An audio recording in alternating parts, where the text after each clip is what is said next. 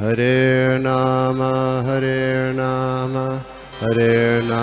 एव केवलम् खलो नस्तेव नस्तेव नस्तेव गतिरन्यथा हरे नाम एव केवलम् खलो नस्तेव नस्तेव नस्तेव गतिरन्यथा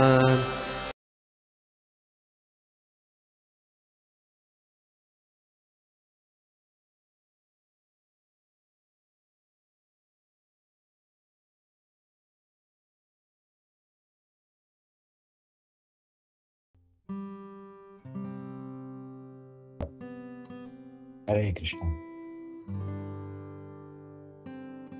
जी स्क्रीन शेयर करता हूँ मैं जरा एक मिनट। ओके 6.2 यम संन्यासमिति प्राहुर योगम तम विद्धि पांडव न ह्य संन्यस्त संकल्पो योगी भवति कश्चन।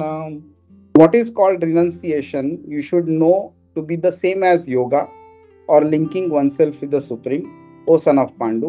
For one can never become a yogi unless he renounces the desire of sense gratification. अभी ये पहले हम लोग शब्दों का अर्थ देख लेते हैं। यम संन्यासम इति प्राहुर। ओके, यम संन्यासम मीनिंग जो संन्यास है, रिनंसिएशन है। प्राहुर मतलब जो लोग जानते हैं। तो वो एक्चुअली क्या है कि यू मस्ट तम विद्धि पांडव योगम तम विद्धि पांडव। योग मतलब क्या? योग इस शब्द का अलग अलग मीनिंग होता है। योग मतलब प्रोसेस भी हो सकता है। Yoga is called as union also. तो जब हम भगवान से जब मिलते हैं इन विच एवर मैनर, तो हम कहते हैं कि हमें भगवान को मिलने का योग हो गया।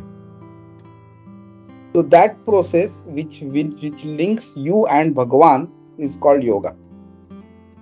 योगम तम विद्धि पांडव नहीं असन्यस्त संकल्पो। असन्यस्त संकल्प मतलब अगर किसी ने ये जो कर्म फल है, इसकी जो वासना जो है, इच्छा जो है, उसको अगर रिनाउंस नहीं किया, उसका संन्यास नहीं किया, तो उसको योगी कभी बन नहीं पाएगा। योगी भवति कश्चन। जब तक कोई योगी या योगी बनने की जो चाह रख रहा है, इच्छा रख रहा है, जब तक वो व्यक्ति ये असन्यस्त संकल्प नहीं कर रहा है, मतलब इस जो इच्छा, जो वासना है, उसको दे नहीं रहा है, मतलब छोड़ नहीं रहा है, तब तक वो योगी बन नहीं पाएगा।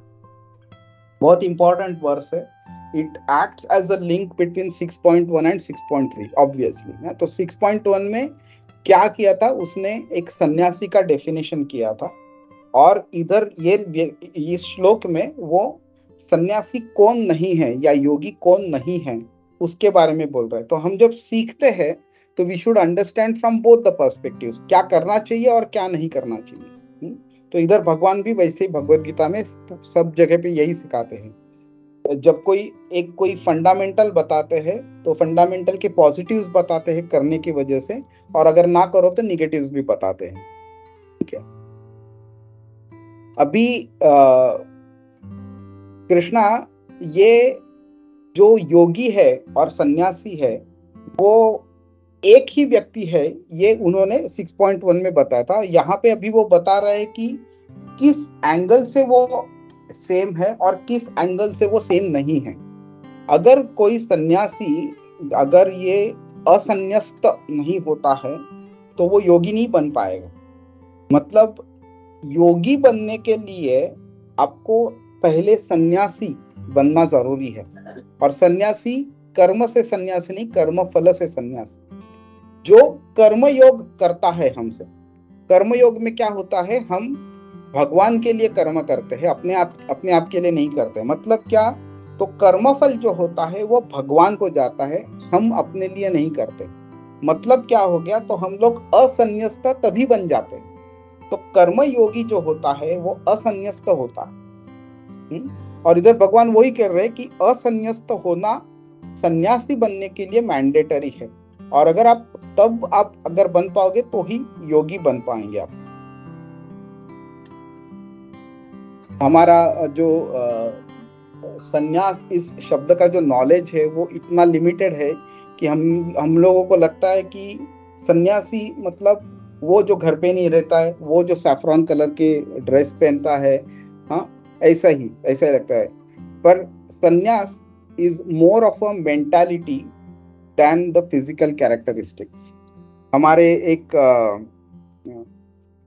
डिवोटी है इस्कॉन के, कृष्ण चैतन्य, अभी वो उन्होंने संन्यास भी लिया अभी उन्होंने, तो अभी कृष्ण चैतन्य स्वामी करके उनका नाम है। अभी वो 10-12 साल पहले दुबई में आए थे, मतलब वो काफी रेगुलरली आते हैं दुबई में। तो एक बार आए थे तो मुझे सौभाग्य मिला कि मैं उनको एक जगह से पिकअप करके दूसरी जगह पे ड्रॉप करना था। तो मैं उनको ऐसे ही गाड़ी में पूछ रहा था, तो वो हमेशा भगवा कलर के ड्रेस पहनते हैं, पर वो सन्यासी नहीं थे वो टाइम पे। तो मैंने उनको ऐसे ही पूछा कि प्रभु जी आप सन्यास लेने का सोच रहे हैं क्या? तो ही laughed and he told me कि सन्यास is not about wearing a particular dress. Sannyas is about your actions and your mentality. तब वो मुझे बहुत ऐसा अच्छा लगा था उन्होंने बात किया। तो अभी बाद में जब ये 6th चैप्टर पढ़ रहा हूँ तो उसका रेलेवेंस समझ में आ रहा है। तो यही वही है कि आप क्या ड्रेस पहनते हैं फर्क नहीं पड़ता है। अभी हमारे Guru Maharaj he is a सन्यासी, या बट एंड ही टुक सन्यास इन द ईयर 91। अभी 22-23 साल के पहले उन्होंने सन्यास लिया है।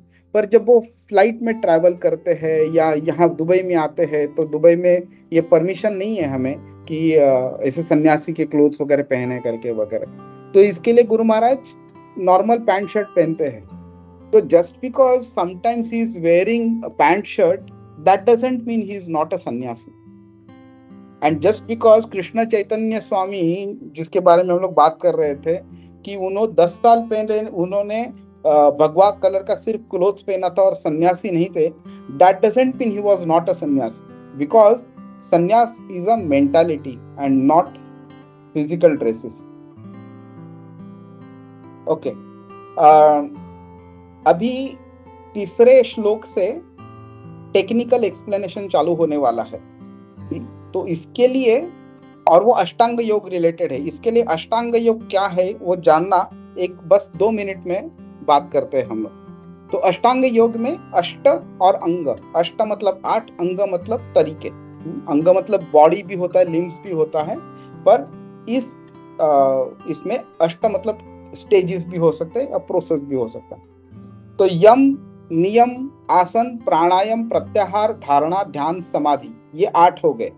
तो ये अलग अलग क्या होते हैं झट से देख लेते हैं। तो यम और नियम में क्या होता है, रूल्स एंड रेगुलेशंस होते हैं। ये करना है, ये नहीं करना है, ऐसे करना है, वैसे करना है, सुबह 4 बजे 5 बजे उठना है, ये करना वो करना वो सब। तो इसका मतलब ये नहीं है कि ये करने के बाद कोई एक्सेलेंट बन जाएगा, he will just become a mechanical person, एक रोबोट कैसे काम करता है वैसे। तो इसके लिए आगे की भी स्टेजेस है इसमें। आसन होता है तो बॉडी अलग अलग तरीके से बेंड करके वगैरह जो एक माइंड के ऊपर कंट्रोल करना उसका ऑब्जेक्टिव होता है, वो आसन से कर सकते हैं। ये ओनली पॉसिबल है जब आप आपका जो पूरा जीवन है यम और नियम में अगर गुजारो, रूल्स एंड रेगुलेशंस फॉलो करो, तो ही आप आसन ठीक से कर पाएंगे। क्योंकि ये asana requires some level of physical fitness also, which is only possible when you regulate your complete daily routine. फिर प्राणायाम, जब आसन जब मास्टर होते हैं तो प्राणायाम, ब्रीथ जो होता है अपना सांस होती है, उसके ऊपर एक्सरसाइज करके उसके ऊपर मास्टरी मिलाते हैं लोग। फिर प्रत्याहार, ये इस आसन प्राणायाम के वजह से माइंड कंट्रोल पॉसिबल होता है, और pratyahara is possible only when you are able to decently sufficiently control the mind. And pratyahara के वजह से इंद्रियों को इंद्रिय विषय से अलग करना हमें पॉसिबल होता है। फिर धारणा, फिर ध्यान, जब ध्यान होता है तो अलग अलग मतलब मेडिटेशन चालू हो जाता है, और फिर बाद में समाधि होती है। सो ये समाधि का भी अलग अलग ऑब्जेक्टिव होता है। जब ज्ञान योगी कोई होता है तो ज्ञान योगी ब्रह्मण के ऊपर समाधि लेता है, पतंजलि योगी मतलब ये अष्टांग योगी जो होता है वो परमात्मा के ऊपर लेता है, और भक्ति योगी होता है वो कृष्ण के ऊपर ये करता है। अभी ये लास्ट वर्स है, मेरे ख्याल से मैंने टाइम ऑलरेडी एक्सीड किया है, बस इसको फटाक से देखते हैं इसको। 6.3 आरुरुक्षोर्मुनेर योगम कर्म कारणमुच्यते योगारूढ़स्य तस्यैव शमः कारणमुच्यते।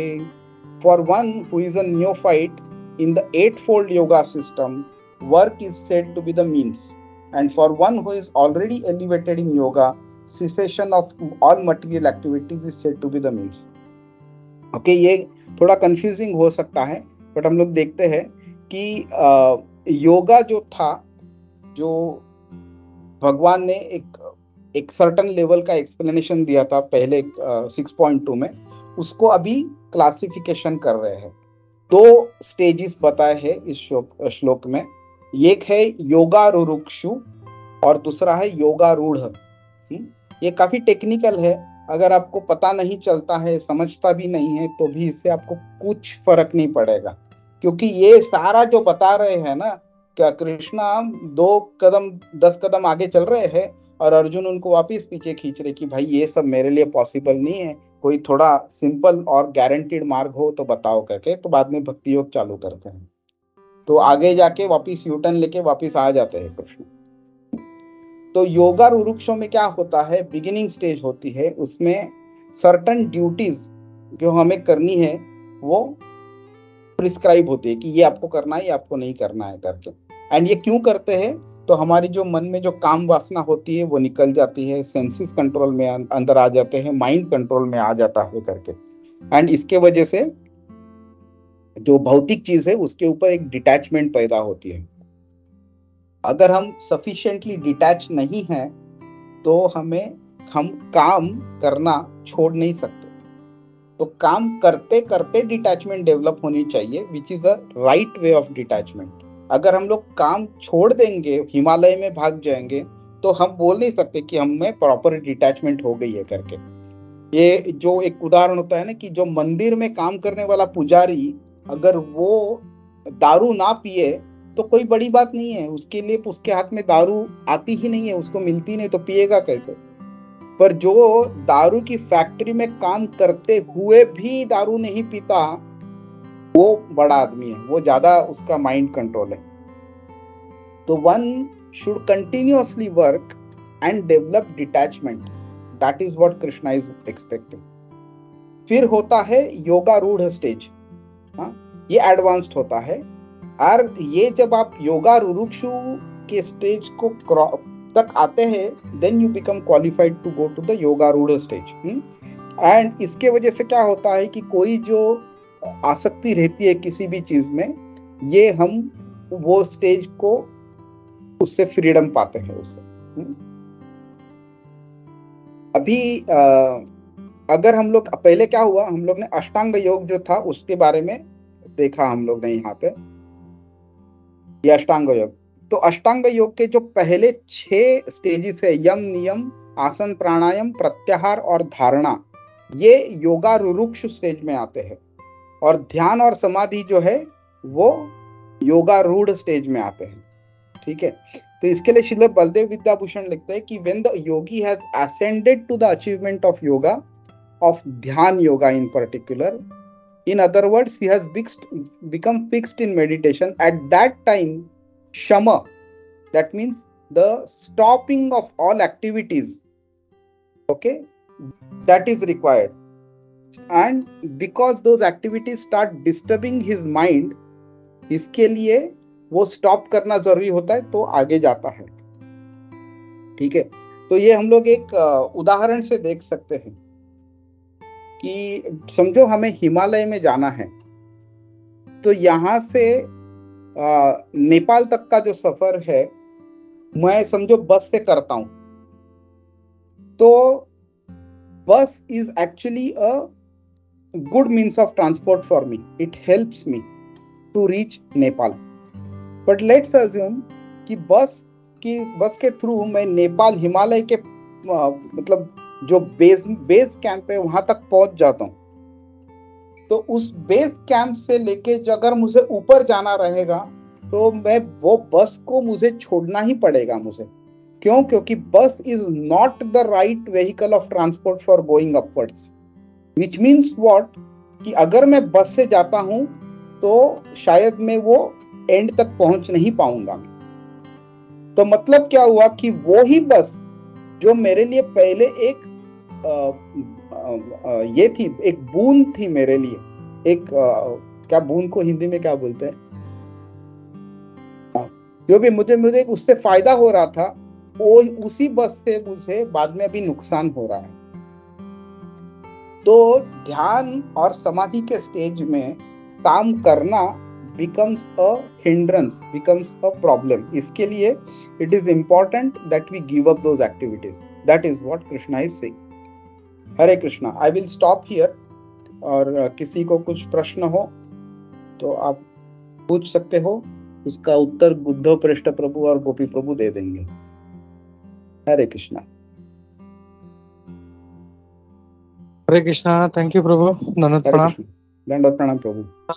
एकदम प्रेजेंटेशन के साथ आपने इसको प्रेजेंट किया प्रभु, तो आई एम श्योर बहुत से लोगों का डाउट क्लियर होगा, लेकिन फिर भी अगर किसी का कोई क्वेश्चन है तो हम लोग लेते हैं। प्रभु सनातन लेते हैं प्रभु। या हाँ प्रभु। हाँ हरे कृष्णा प्रभु। हरे कृष्णा सुबोध प्रभु जी, दंडवत प्रणाम। दंडवत प्रणाम। एज यूजुअल आपका क्लास बहुत टेक्निकल और बहुत डीप था और बहुत अच्छा प्रेजेंटेशन देके आपने बहुत अच्छा एक्सप्लेन किया था। प्रभु जी सवाल एक था कि आपने जब शुरुआत किया था आपने बताया था कि कर्म योग जो है वो भी ट्रांसेंडेंटल है, एंड फिर वो जो भक्ति योग को टॉप मोस्ट लेवल पे बोला जाता है, और फिर उसके पीछे ज्ञान, उसके नीचे ध्यान और उसके नीचे कर्म योग। तो वो थोड़ा सा आप वो एक्सप्लेन करोगे क्या? मतलब अगर वो चारों ट्रांसेंडेंटल है तो फिर वो मतलब वो ऐसा डिस्क्रिमिनेशन या फिर उसको ये क्यों किया गया? मतलब थोड़ा सा ग्रेडिंग क्यों किया इन तीनों चारों का? वो एक्सलेंट क्वेश्चन है प्रभु। मैंने to be honest with you, ये मैंने कभी सोचा नहीं है, तो I have a doubt whether I will be able to answer this or not, but मैं प्रयत्न करता हूँ। क्योंकि वो जो बोलते हैं ना कि मेरे लिए दो सेफ्टी नेट है इधर, गोपी प्रभु और उद्धव पृष्ठ प्रभु। मैं कुछ गलती करूंगा तो वो पकड़ लेंगे और जवाब दे देंगे ठीक से। तो प्रभु ये ऐसा है कि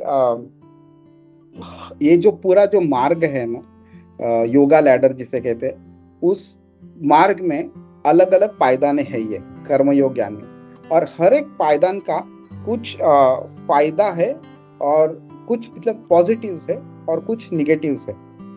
तो कर्मयोग क्या होता है कि karmayoga can become mechanical. Okay, तो now we are not talking about sakam karmayoga, we are talking about निष्काम कर्मयोग। तो कर्मयोग मैकेनिकल बन सकता है। मतलब क्या कि मुझे काम करना है, इसके लिए मैं कर रहा हूं। मैं ये नहीं जानता हूं कि मैं ये क्यों कर रहा हूं, मैं किसके लिए कर रहा हूं मैं ये, और इससे क्या होगा क्या नहीं होगा कुछ पता नहीं मुझे। तो इसका मतलब क्या होगा कि एक जो रोबोट होता है, तो रोबोट कैसे काम करता है, उसको प्रोग्रामिंग किया हुआ होता है और वैसे ही वो काम करता है। वो दिमाग अगर पूछो तो उसके पास कुछ है ही नहीं, उसको सिर्फ इंस्ट्रक्शन मिलती है और कर रहा है। तो वैसे कर्मयोग कैन बिकम दैट वे। इसके लिए क्या होता है, ज्ञान कम्स इनटू पिक्चर। तो फिर ज्ञान की वजह से हम लोग को पता चलता है कि हम लोग ये काम क्यों कर रहे हैं। अगर वो नहीं पता चलता तो इट इज मैकेनिकल। तो ज्ञान की वजह से we get that level of understanding about why a certain action is being performed and whom should it be performed for. तो that is why knowledge becomes necessary. but इसमें problem क्या होता है, इसमें कंट्रोल जो होता है सेंसेस के ऊपर वगैरह, it is not necessary, it will reach to the best level. Okay, that is why dhyana comes into picture. एक कंसिस्टेंसी भी आ जाती है and we start performing work at a level which is beyond the level of the senses. But इसका क्या होता है, drawback ये है कि Bhagwan has two aspects, the form and the formless. Dhyana yoga does not guarantee you कि you will be able to reach to the Bhagwan. And Bhagwan wants us to reach to his level. He does not want us to get stuck at the level of Brahman. And that is where Bhakti Yoga comes into picture. So Bhakti Yoga, आप अगर 8वें अध्याय का 28वां श्लोक अगर देखेंगे, उसमें भगवान कहते हैं वेदेषु यज्ञेषु तपस्सु चैव दानेषु यत् पुण्य फलम प्रदिष्टम अत्येति तत्सर्वम इदं विदित्वा योगिम परम स्थानम उपैति चाद्यम। एक भक्ति योगी जो होता है उसको वो सब कुछ मिलता है जो कर्म योगी, ज्ञान योगी, ध्यान योगी, हठ योगी, अष्टांग योगी, कर्मकांडी, वेद पढ़ने वाला जो भी हो, उनको जो मिलता है वो सब मिलता है। पर उससे ज्यादा एक भक्ति योगी को मिलता है जो बाकी के लोगों को नहीं मिलता। क्या है? योगी परम स्थानम उपैति चाद्यम। एक भक्ति योगी को जो परम स्थान है वो मिलता है। तो अभी अगर आप इसको देखेंगे कि ये ग्रेडेशन क्यों किया है, तो gradation has been done from the perspective, to perspectives. One is the simplicity of the process and the benefits that you achieve. Now because a bhakti yogi gets all the benefits which others get, that's why bhakti yogi is at the top. Or difficulty wise कर्म योग is simplest, ध्यान योग is the difficult, इसके लिए वो ऐसे जा रहा है ऊपर। So that is why the gradation automatically happens. And 6.47 में भी भगवान कहते हैं ना कि of all the yogis, the bhakti yogi, the one who is devoted to me constantly is the best करके। तो भगवान भी उसका ग्रेडेशन कर चुके हैं और भगवान ने भी उसको बताया है कि द भक्ति योगी इज द बेस्ट। इसके लिए वो ग्रेडेशन ऑटोमेटिकली बन जाता है। गोपी प्रभु, उद्धव कृष्ण प्रभु, आपको कुछ ऐड करना है? मैंने कुछ मिस किया है तो?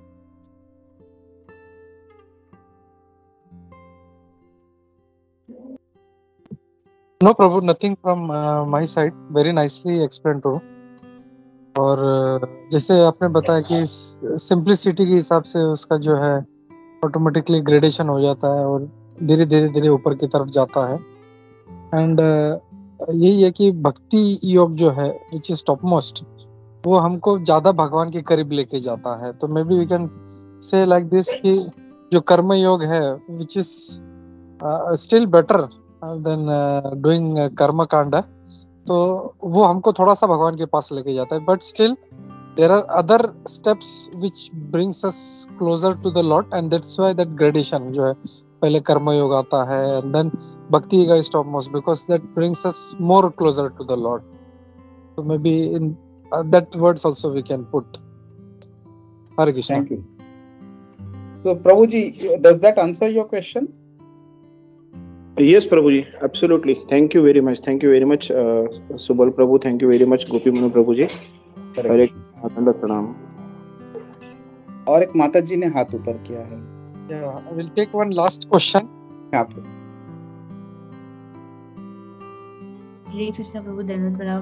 प्रभु जी थैंक यू सो मच, बहुत ही अच्छा क्लास था आपका। और अभी जो सनातन निताय प्रभु जी ने क्वेश्चन पूछा उसके लिए मैं सनातन निताय प्रभु जी को भी थैंक यू बोलना चाहूंगी।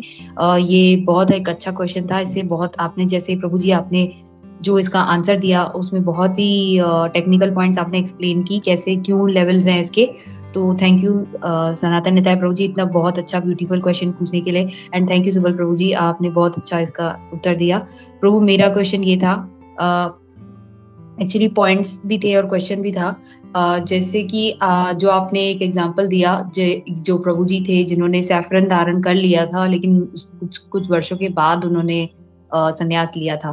तो उसमें प्रभु जी ऐसा होता है ना कि क्या ऐसा है कि जैसे हम जिस पद्धति को हम मेंटली ऑलरेडी उस हासिल करना चाहते हैं कि संन्यास हमको फाइनली लेना है, तो हमारी बॉडी ऑलरेडी जैसे अडेप्ट कर लेती है। जैसे अभी आजकल एक कॉन्सेप्ट आता है कि अगर आप जिस चीज को लाइक मैनिफेस्टेशंस और ये सब चीजों से वो लोग करते हैं कि आपको करियर गोल्स में या कुछ आप चाहते हो आप उस तक पहुंचो, तो आप मैनिफेस्ट करो कि आप उसको मतलब ऑलरेडी पा चुके हो, या पैरेलल यूनिवर्स का आप सहारा ले सकते हो।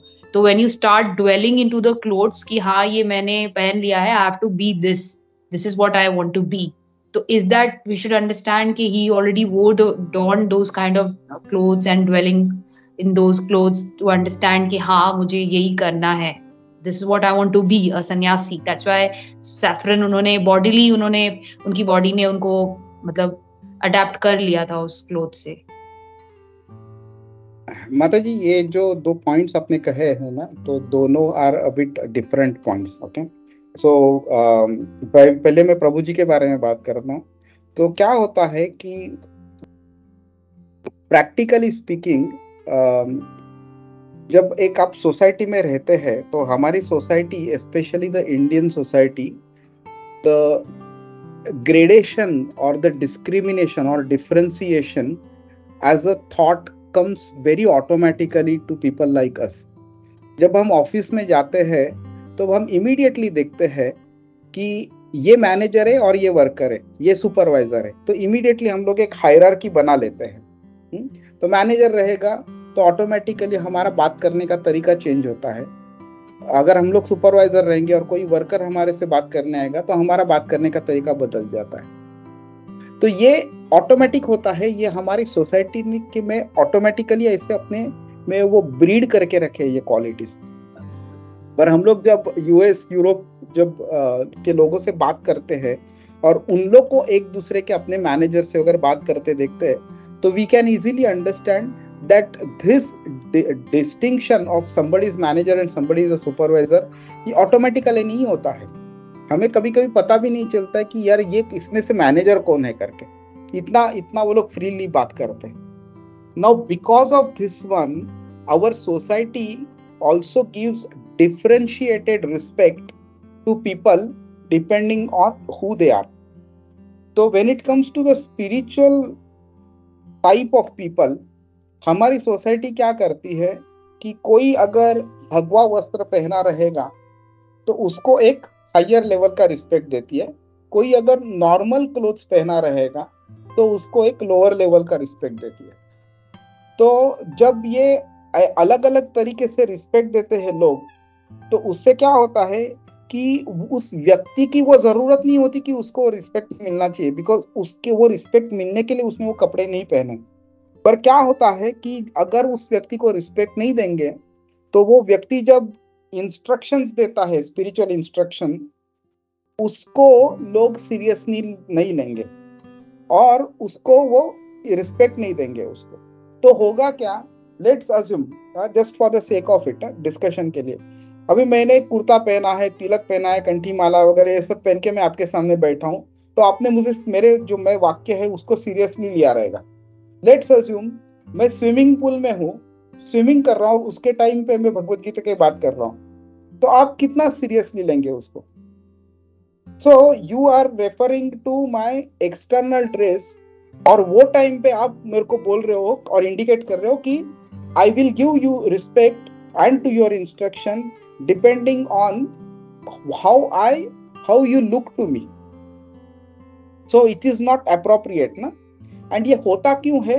क्योंकि जो इंस्ट्रक्शन लेने वाले जो लोग होते हैं उनमें वो नॉलेज नहीं है, इंटेलिजेंस नहीं है टू डिस्टिंग्विश कि सही क्या है गलत क्या है। जो फेस वैल्यू पे दिखता है उसको लेते हैं। तो ये हो गया बैकग्राउंड।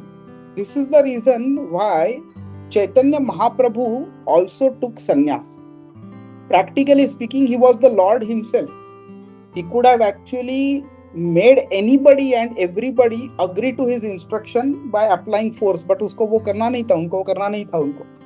तो इन्होंने फिर जब देखा कि जब मैं एक ब्रह्मचारी या गृहस्थाश्रम के रोल से जब मैं लोगों को उपदेश देता हूँ तो लोग सीरियसली नहीं लेते, इसके लिए उन्होंने बोला कि मुझे संन्यास लेने की अभी जरूरत है, so that people take me seriously, so that they benefit out of it. तो इसके लिए despite reaching that mental state of sannyasi, he has taken sannyas, and this is happens with every other sannyasi in ISKCON also.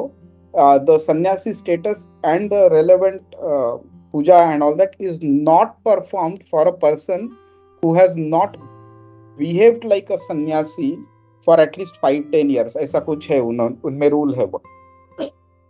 Now comparing this to the professional aspect जो आप बात कर रहे हो, तो professional aspect में माता जी every day a new theory comes up which disregards the old theory and कुछ नया बेचते हैं वो लोग। और उनका वो काम ही है, अगर नया कुछ बेचेंगे नहीं, 1960s में जो थियरी इवॉल्व हुई है, अगर वही आज तक चलते हैं तो उनकी दुकानें बंद हो जाएंगी उनकी। तो अगर वो सही है, हाँ, अगर अपने आप को वैसे मैनिफेस्ट करो, इमेजिन करो कि you have already reach that stage, वैसा है, तो then why does everybody not think of already becoming a CEO of people like Amazon and Google and Microsoft?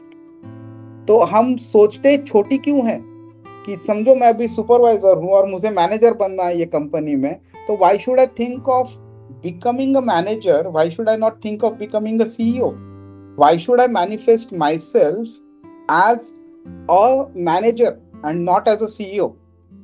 तो अगर manifestation as a principle is correct, after which you actually become so, then that same principle should be applicable to any and every designation of any and every company. Why only certain designations and certain companies?